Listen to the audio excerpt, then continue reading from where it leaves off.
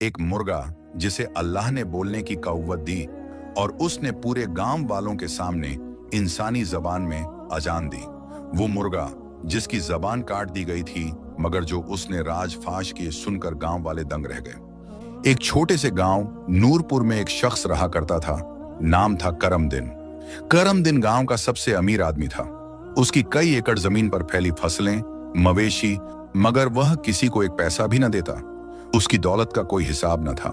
हर महीने फसलों से लाखों रुपए कमाता और फिर इस माल पर ऐसा घमंड करता कि जैसे दौलत उसके पांव की धूल हो।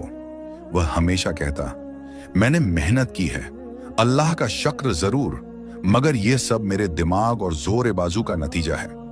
गांव के गरीब लोग अगर कभी उसके दरवाजे पर कुछ मांगने आते तो वह उन्हें झिड़क देता, कहता, भिखारियों की बस्ती है यह गांव, काम करो, मेहनत करो, दौलत खुद आ जाएगी। करमदिन उस दिन अपने खेतों की सैर को निकला हुआ था। उसके साथ 2 नौकर भी थे, हाथ बांधे, हर वक्त जी हजूर कहने वाले।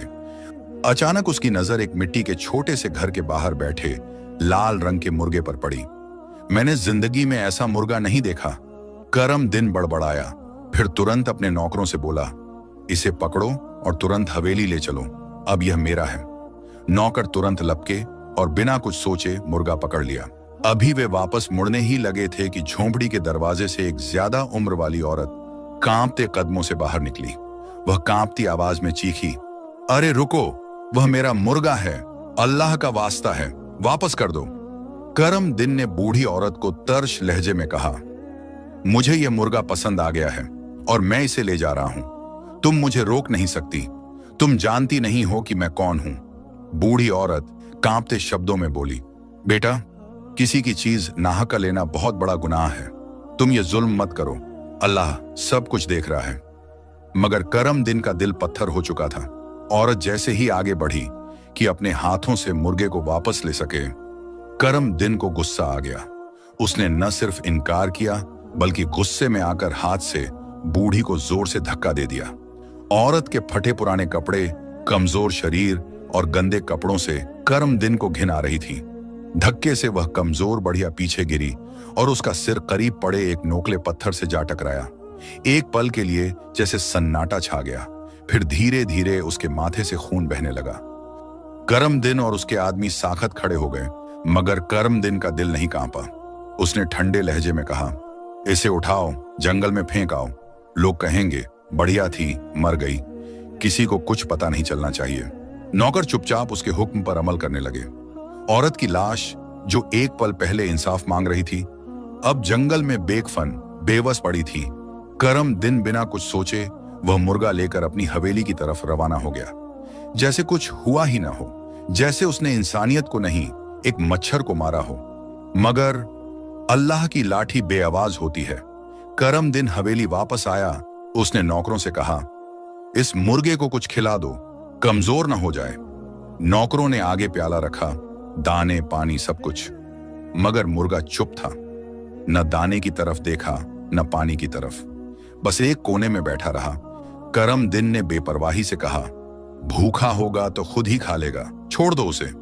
फिर एक पिंजरा मंगवाया और मुर्गे को उसमें बंद करवा दिया।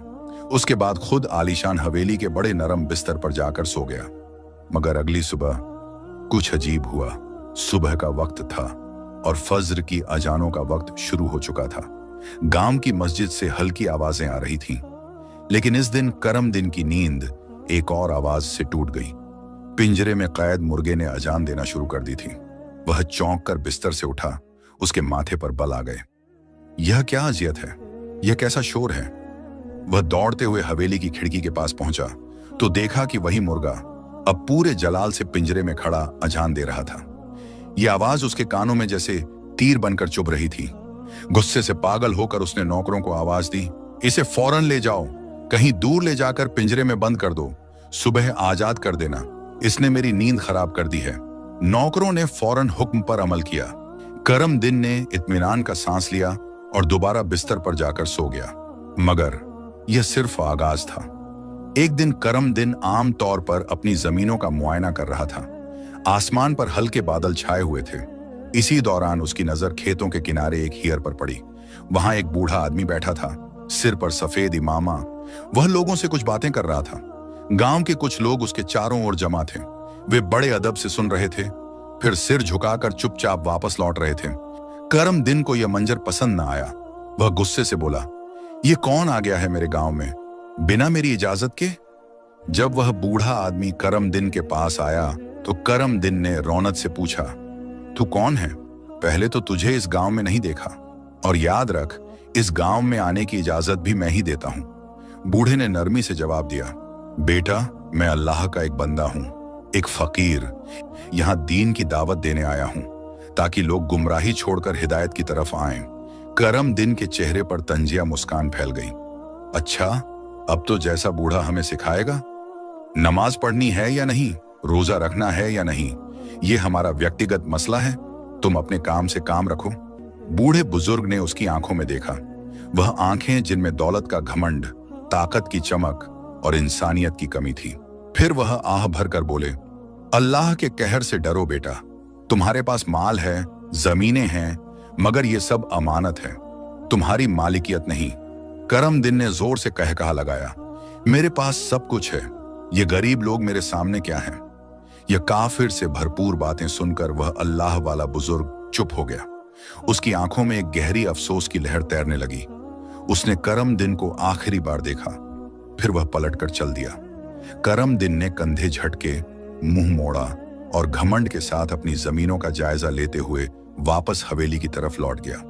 मगर वह जानता न था, यह सिर्फ चुपचाप लिपटी हुई बद्दुआ थी जिसका असर आने वाला था।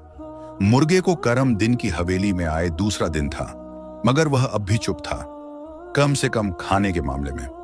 नौकरों ने उसके सामने कई तरह के दाने, यहां तक कि सूखा मेवा तक रख दिया, मगर मुर्गा जैसे किसी शोक में डूबा हो, सब कुछ नजरअंदाज करता रहा। करम दिन ने हनकार भरी आवाज में कहा, यह गरीबों का मुर्गा है, इसे अमीरों का खाना हजम नहीं हो रहा। कुछ दिनों में समझ आ जाएगी इसे भी। रात आहिस्ता आहिस्ता सोने लगी, मगर अजान का वक्त आ पहुंचा। करम दिन गहरी नींद में सोया हुआ था कि अचानक उसके कानों में जोर जोर से अजान की आवाजें गूंजने लगी। अल्लाह अकबर, अल्लाह अकबर। यह वही मुर्गा था। वह किसी न किसी तरह पिंजरे से निकल आया था और अब हवेली के अंदरूनी हिस्से में उसकी नींद, चैन और घमंड तीनों कांप गए। यह मुर्गा रोज मेरी नींद खराब करता है, क्या मुसीबत है? उसने गुस्से से चिल्लाते हुए नौकरों को बुलाया, जल्दी आओ, इस मकरूस को फिर से पिंजरे में बंद करो, और देखो तुम इसे बंद कैसे करते हो कि रोज भाग निकलता है। यह रोज मेरी नींद खराब कर देता है, रोज अजाने देता है।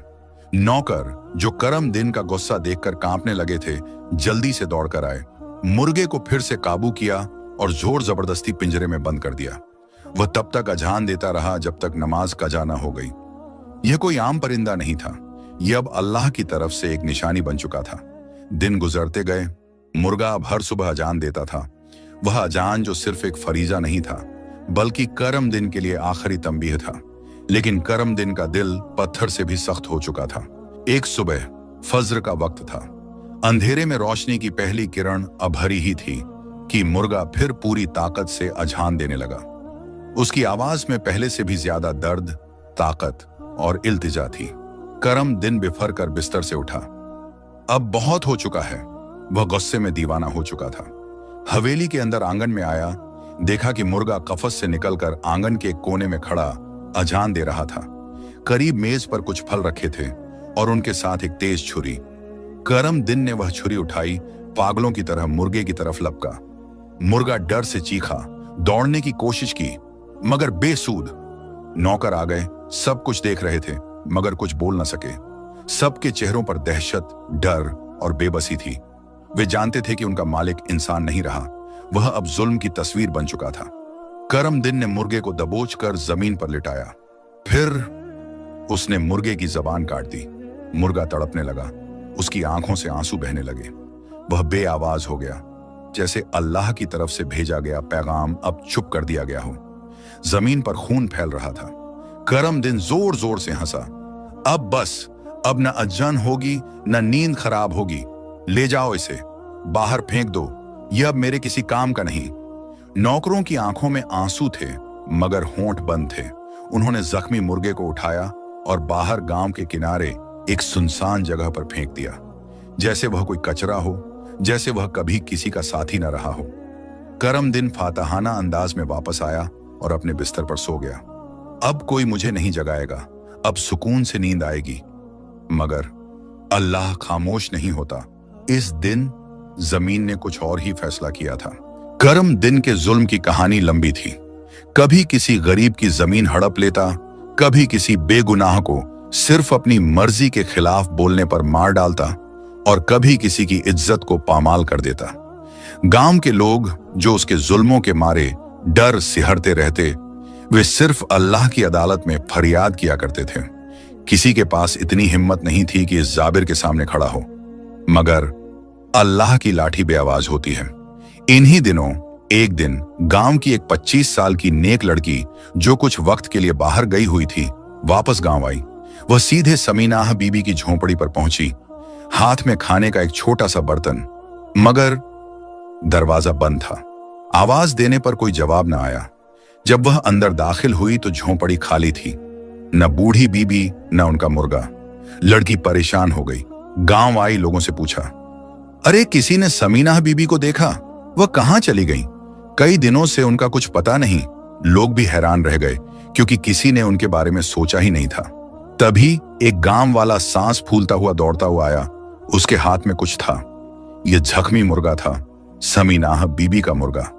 मुर्गा लाहक हो चुका था, उसकी जबान कटी हुई थी और वह हल्की सी कराह जैसी आवाज में दर्द से बिलख रहा था। गांव वालों के चेहरों पर हैरानी, अफसोस और गुस्से की एक शदीद लहर दौड़ गई। ये किसने किया? ये जुल्म किसने किया? फिर लोगों ने फैसला किया कि समीनाह बीबी को तलाशना होगा। मगर जमीन पर बहने वाला एक भी मजलूम का आंसू आसमान में खामोश नहीं जाता। करमदिन झूठा मुंसिफ बनकर गांव वालों के बीच तख्त पर बैठा झूठी हमदर्दी के साथ वादे कर रहा था। चौधरी साहब, वह बूढ़ी विधवा समीनाह बीबी हमें जंगल में मृत मिली। वह कौन सा दुश्मन था जिसने इस जैसी नेक औरत को मारा? आप गांव के मालिक हैं, हमें इंसाफ दिलवाइए। करमदिन, जिसका दिल अच्छी तरह जानता था कि वह खुद कातिल है, चेहरे पर नकली अफसोस लाकर बोला, मैं खुद इस मामले की जांच करवाऊंगा, कातिल को अंजाम तक पहुंचाऊंगा। मजमे में सन्नाटा छा गया। इसी दौरान एक और शख्स रोते हुए आगे बढ़ा, चौधरी साहब, मेरी बेटी, मेरी जवान खूबसूरत बेटी कई दिनों से गायब है। हर जगह देख लिया, न कोई निशान मिला, न खबर वह जिंदा है या मर गई, कुछ नहीं पता। करमदिन ने ठंडे लहजे में कहा, फिक्र न करो, मैं बहुत जल्द उसे ढूंढ निकालूंगा। मगर वह बेटी उस वक्त खुद करमदिन की हवेली में कैद थी। वह करमदिन की हवस का शिकार हो चुकी थी। वह मासूम लड़की जो सिर्फ ख्वाब देखती थी, अब अंधेरे में बंद थी। यहां नहीं, मजमे में जो जो फरियाद कर रहा था, इन सब के पीछे, पर्दे के पीछे करमदिन ही था। वह जालिम जो लोगों को उनके दुखों पर वादे दे रहा था, इन्हीं दुखों का असली जिम्मेदार था। उसके शब्दों में दौलत की चमक, लहजे में रौनक और वादों में धोखा था। मेरे पास पैसा है, ताकत है, मैं तुम लोगों को इंसाफ दिलवाऊंगा। लेकिन न वह इंसाफ देना चाहता था, न ही अल्लाह का डर उसे छूकर गुजरता था। लेकिन इसी पल एक जोरदार चीख गूंजी। सभी लोग चौंक गए। सभी की नजरें हैरान होकर उस ओर उठ गईं जहां से आवाज आ रही थी। वह मुर्गा था, वही मुर्गा जिसकी जबान करमदिन ने काटी थी, जिसे जुल्म के तरीके से हवेली से निकालकर फेंक दिया गया था। मगर अब वह मामूली मुर्गा नहीं रहा था, वह चीख रहा था। उसकी आवाज गूंजदार, ताकतवर और असामान्य थी, जैसे कोई बगल बजा रहा हो, जैसे आसमान के दरवाजे बोलने लगे हों। फिर सभी के सामने, सभी की आंखों के सामने मुर्गा इंसानी जबान में बोलने लगा। लोग दंग रह गए। मुर्गा बोला, ए लोगों, ये वही जालिम करमदिन है। इसी ने मेरी जबान काटी, इसी ने मेरी मालिकन समीनाह बीबी को कत्ल किया, इसी ने इस मासूम औरत की लाश को जंगल में फेंकवाया, इसी की हवेली में कैद हैं तुम्हारी बेटियां, जिसने तुम्हारी जमीनों पर कब्जा किया, जिसने तुम्हारे घरों को उजाड़ा। यह तुम्हें इंसाफ नहीं देगा, यह तुम्हें तबाह करेगा। और अब वक्त आ गया है कि अल्लाह इससे इंसाफ ले। मुर्गा खामोश हो गया, मगर मैदान खामोश नहीं रहा। वे लोग जिनकी बेटियां गायब थीं, उनकी आंखों में आग थी। वे लोग जिनकी जमीनें छीन ली गईं, उनके चेहरे नफरत से लाल थे। वह मां जिसका बेटा मारा गया कांपती जबान से कहने लगी, यही कातिल है, यही है मेरा दुश्मन। करमदिन का रंग पीला पड़ गया, चेहरा पसीने में डूबा, आंखें डर से फैल गईं। वह हड़बड़ी में उठ खड़ा हुआ और चिल्लाते हुए बोला, यह सब बकवास है, एक मुर्गा कैसे बोल सकता है? लेकिन अंदर से उसका वजूद कांप चुका था, उसका घमंड अब हार चुका था। फौरन अपनी गाड़ी मंगवाई और हवेली की तरफ दौड़ पड़ा। पीछे लोग चिल्ला रहे थे, पुकार रहे थे, रुक जा करमदिन, अब अल्लाह ने तुझे बेनकाब कर दिया है। मगर वह दौड़ रहा था इस जुर्म से नहीं, बल्कि उस सच्चाई से जिसे वह जिंदगी भर नकारता रहा। गांव वालों ने फैसला किया, अब न कोई अपना दुख उसके सामने बताएगा, न उसकी चौधराहट मानेगा। अब उसे अल्लाह की अदालत में खड़ा किया जाएगा। और करमदिन जब वह हवेली पहुंचा तो उसका दिल बेचैनी से धड़क रहा था। एक मुर्गा इंसानी जबान में कैसे बोल सकता है? यह कैसे मुमकिन है? वह भूल चुका था, जिस रब ने मिट्टी से इंसान को बोलने वाला बनाया, वह मुर्गा भी सच का पैगाम देने वाला बना सकता है। अगली सुबह जब सूरज उगने लगा, गांव वाले अपने कामों में लगे थे, मगर अचानक एक डराने वाली खबर ने सबको सन्न कर दिया। करमदिन, वही करमदिन जो रात को हवेली में अपने नरम बिस्तर पर सो रहा था, अब गांव के बीचों बीच चौराहे पर मृत पड़ा था। कोई नहीं जानता था वह वहां कैसे पहुंचा, मगर जो कुछ सबने देखा उसने सबके रोंगटे खड़े कर दिए। उसकी लाश पर सांप रेंग रहे थे, लंबे, खौफनाक, सरसराते सांप, जैसे वह अल्लाह के गजब और गजब की निशानी बनकर आए हों।